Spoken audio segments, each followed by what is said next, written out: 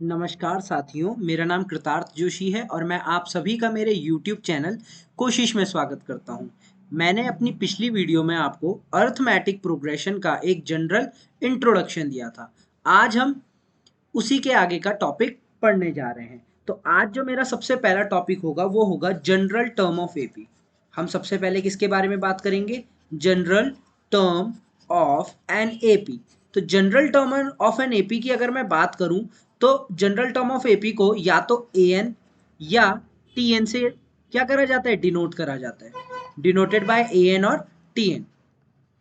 अब अगर मैं जनरल टर्म का फॉर्मूला लिखूं तो जनरल टर्म का फॉर्मूला होगा a n equal to a plus n minus one into D.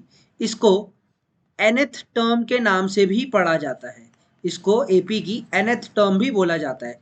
nth term माने लास्ट टर्म भी आप इसको कह सकते हैं। तो nth टर्म ऑफ एपी क्या होगा? A n equal to a plus n minus one into d. इसी को क्या बोला जाता है? जनरल टर्म बोला जाता है। जनरल टर्म इसलिए बोला जाता है इसको कि इसी फॉर्मूले के बेस पे हम एपी की सारी टर्म्स क्या कर सकते हैं? जनरेट कर सकते हैं, या सारी टर्म्स हम क्या कर सकते हैं? निकाल सकते हैं। इसीलिए इसको क्या बोला जाता है? General term of an AP बोला जाता है। यहाँ पे जो ए एन होता है, इसके लिए मैंने आपको अभी बताया, इसको क्या बोला जाता है? एनएट टर्म बोला जाता है। ए एन को एनएट टर्म बोला जाता है। ए को यहाँ पे फर्स्ट टर्म बोला जाता है। ए क्या होता है? एपी की फर्स्ट टर्म होती है। एन क्या होता है कि एपी में कितनी टर्म्स है? Number of terms. एपी की नंबर ऑफ टर्म्स, एपी की नंबर ऑफ टर्म्स को ही एन से डिनोट करा जाता है। और डी जैसा आपको पता ही है क्या कहलाता है? कॉमन डिफरेंस कहलाता है। डी हमारा यहाँ पे क्या हो गया? कॉमन डिफरेंस हो गया। तो general term of an AP क्या है? A n equal to a plus n minus one into d. A plus n minus one into d को ही क्या बोला जाता है? General term of an AP बोला जाता है। ए एन यहाँ पे लास्ट टर्म या एनएट टर्म, ए यहाँ पे फर्स्ट टर्म, एन यहाँ पे नंबर ऑफ टर्म्स, उस एपी में कितनी नंबर ऑफ टर्म्स हैं, एंड डी यहाँ पे क्या हो जाएगा? कॉमन डिफरेंस हो जाएगा। थोड़ा और आगे बढ़ते हैं और समझने की कोशिश करते हैं। जैसे कि अगर मैं बोलूं, यहाँ पे समझते हैं। अगर मैं बोलूं आपसे कि जैसे एपी, मैं कोई एपी का एग्जांपल ले रहा हूँ, 2, 4, 6, 8 एंड 10। मैंने ये कोई एपी बोल दी। एपी क्यों है? क्योंकि इन सबके बीच का गैप क्या है? इक्वल है। तो जो यहाँ पे मेरा ए होगा, जो यहाँ पे ए होगा वो यहाँ पे क्या होगा? 2 होगा, क्योंकि इस एपी की जो फर्स्ट टर्म है वो कितनी है? 2 है। इसी तरीके से अगर मैं कॉमन डिफरेंस की बात करूँ तो कॉमन डिफरेंस कैसे निकलेगा? 4 में से 2 को आप क्या कर दोगे? माइनस कर दोगे। 4 में से आपने 2 को माइनस करा, कितना बचा? 2। इसी तरीके से 6 में से 4 माइनस हुआ तब भी 2 बचेगा। 8 में से 6 माइनस करेंगे तब भी 2 बचेगा। 10 में से 8 माइनस करेंगे तब भी कितना बचेगा? 2 बचेगा। अब यहाँ पे अगर मैं बात करूं नंबर ऑफ टर्म्स की, नंबर ऑफ टर्म्स माने कितनी टर्म्स है इस एपी में, तो अगर मैं गिनना चाहूं 1, 2, 3, 4, 5, तो इस एपी में कितनी नंबर ऑफ टर्म्स है? 5 नंबर ऑफ टर्म्स है। और इसी तरीके से अगर इस एपी के ए एन की बात करूं, लास्ट टर्म की बात करूं, तो यहाँ पे इस एपी में लास्ट टर्म जो है वो क्या है? 10 है। इस एपी में जो लास्ट टर्म है वो क्या है? 10 है। तो 10 यहाँ पे एपी का लास्ट टर्म हो गया। तो ये जनरल टर्म में जो टर्म्स यूज होती हैं उसी के बारे में मैंने आपको बताया कि general term of an AP को a n equal to a plus n minus one into d से डिनोट करा जाता है। और ए यहाँ पे फर्स्ट टर्म होता है, डी यहाँ पे कॉमन डिफरेंस होता है, एन यहाँ पे नंबर ऑफ टर्म्स, कितनी नंबर ऑफ टर्म्स है, और ए एन यहाँ पे लास्ट टर्म होती है। इसको किन्हीं बुक्स में टी एन से भी डिनोट किया जाता है, किसी बुक्स में ए एन से भी डिनोट किया जाता है। तो हम ए एन से यहाँ पे इसको क्या करेंगे? डिनोट करेंगे। अब जनरल टर्म है तो इसका मतलब इससे पूरी एपी जनरेट हो सकती है। चलिए देखते हैं कि हम इससे किस प्रकार पूरी एपी को क्या कर सकते हैं? जनरेट कर सकते हैं। आइए देखते हैं। जैसे मैंने अभी बोला ए एन की वैल्यू कितनी है? A plus n minus one into d. अगर मैं यहाँ पे एन की वैल्यू को 1 रखता हूँ, अगर मैं यहाँ पे एन की वैल्यू को 1 रखता हूँ, तो एन की वैल्यू 1 रखने पे क्या होगा?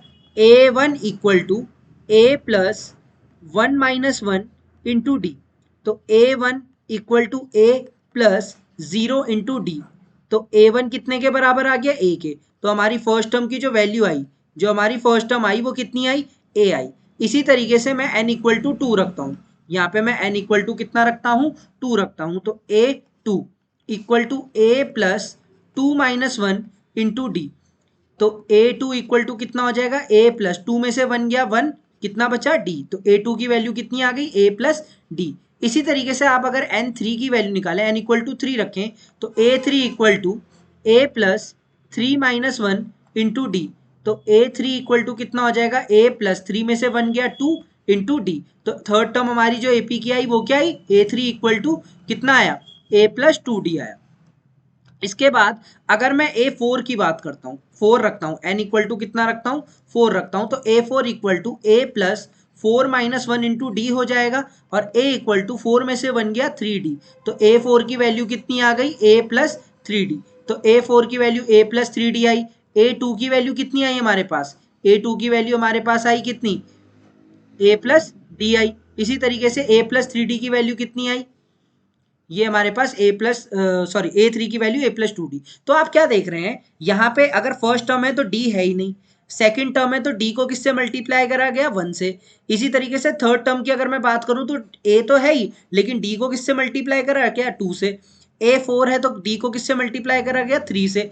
तो जनरल टर्म की हेल्प से हमने सारी टर्म्स निकाली। अब अगर देखिए मैं इसी से बोलूं कि ये पैटर्न यहाँ पे जो बन रहा है वो क्या दिख रहा है कि अगर फोर्थ टर्म है तो d कितने हैं, 3d है।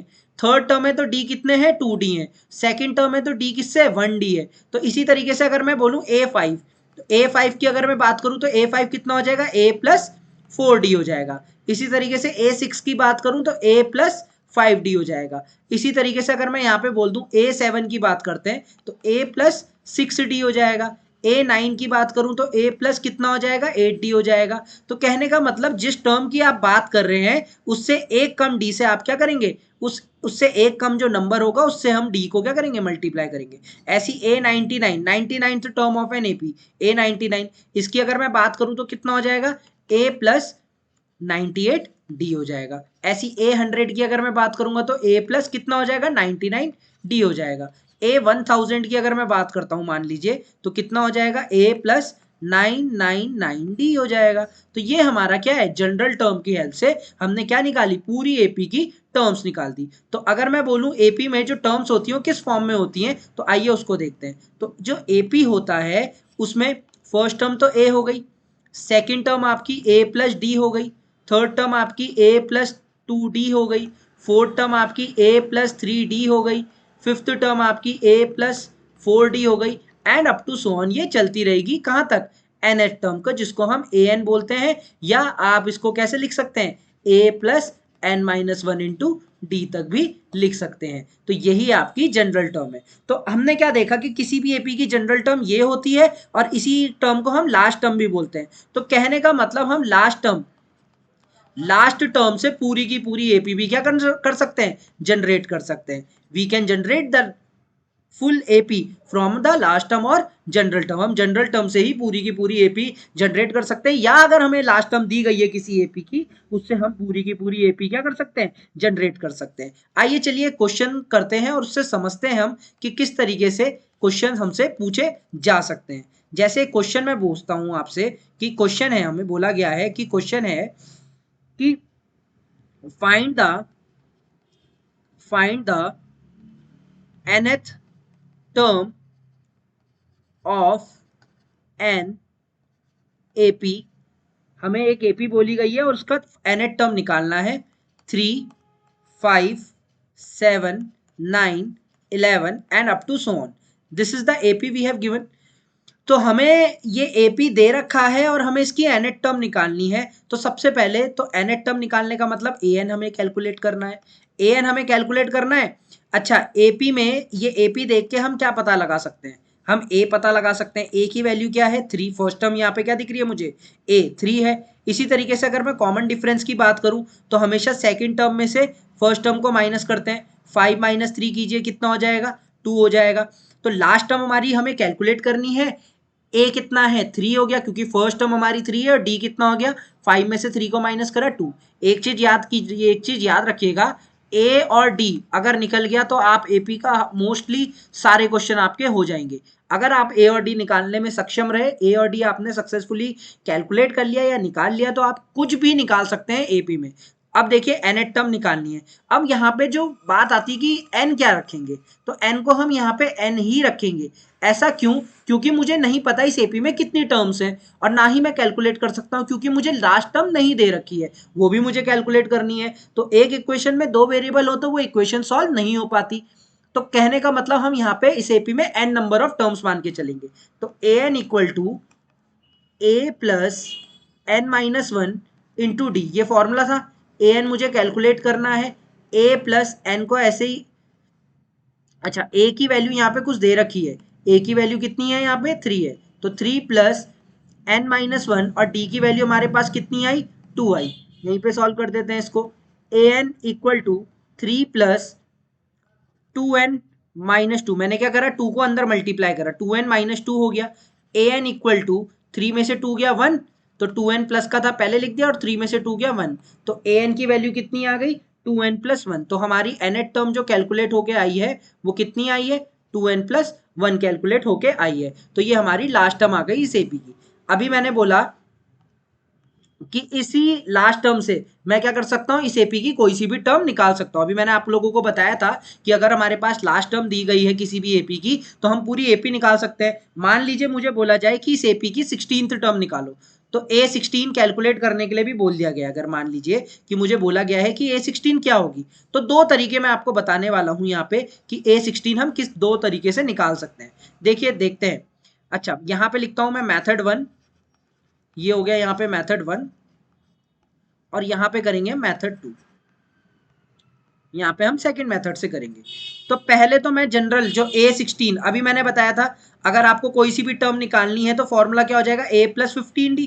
अभी तो बताया था कि A16 है तो a कम d से क्या कर दीजिए मल्टीप्लाई कर दीजिए, तो a प्लस 15d हो जाएगा। अच्छा a की वैल्यू कितनी है यहाँ पे 3 प्लस 15, d की वैल्यू कितनी आई थी 2, तो 3 प्लस 15 टू ज़ा 30, कितना हो जाएगा 33। तो हमारी 16th टर्म इस एपी की जो हमें क्वेश्चन दे रखा था, इस एपी की 16th टर्म कितनी आ गई हमारे पास 33 आ गई। सिमिलरली अगर मैं दूसरा मेथड देखूं, दूसरा मेथड क्या है, अभी मैंने बताया आपको कि लास्ट टर्म से भी हम कोई सी भी टर्म निकाल सकते हैं।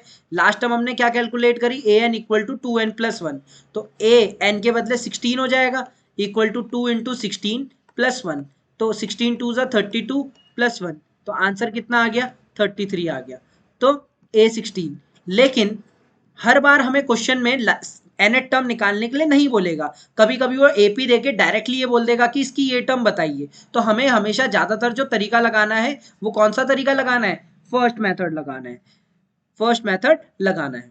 तो आई होप आपको ये सारी चीज जो जितना भी मैंने आपको लोगों को बताया था वो समझ में आया होगा। एक बार हम जल्दी से रिवाइज कर ले कि हमने क्या क्या पढ़ा। सबसे पहले आज हमने क्या देखा, सबसे पहले आज हमने जनरल टर्म के बारे में जाना, एपी की general term of an AP के बारे में हमने जाना। जनरल टर्म क्या होती है एपी की, a n equal to a plus n minus one into d, a n equal to a plus n minus one into d, ये हमारी एपी की जनरल टर्म थी। जहां पे ए एन क्या था हमारे पास एनथ टर्म, इसी को हमने क्या बोला लास्ट टर्म भी बोला, इसी को हम क्या बोल सकते हैं लास्ट टर्म भी बोल सकते हैं एपी की।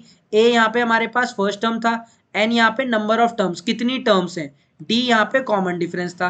तो ए एन का फॉर्मूला क्या बन के आया था हमारे पास, a n equal to a plus n minus one into d. जैसे ये एपी दे रखी है तो यहाँ पे 2 4 6 8 ये एपी थी हमारे पास। तो फर्स्ट टर्म हमारे पास क्या है 2 है, फर्स्ट टर्म 2 हो गई। डिफरेंस कैसे निकला, 4 में से 2 को माइनस कर दीजिए 2 आ जाएगा। Number of terms 1 2 3 4 5, number of terms कितनी आ गई 5, और ए एन मतलब लास्ट टर्म कितनी है 10 है। तो ये जनरल टर्म थी, और इसी जनरल टर्म की हेल्प से हमने पूरी की पूरी एपी क्या करी कैलकुलेट करी और एपी की टर्म्स निकाली। तो फर्स्ट टर्म ए थी, second term A plus D I, third term A plus two D I, fourth term A plus three D I, और इसी तरीके से हम कोई सी भी टर्म निकाल सकते हैं पूरी की पूरी एपी की। सो आई होप आपको ये समझ में आया होगा। इसके आगे का मैं अगली वीडियो में देखूंगा, तब तक के लिए थैंक यू।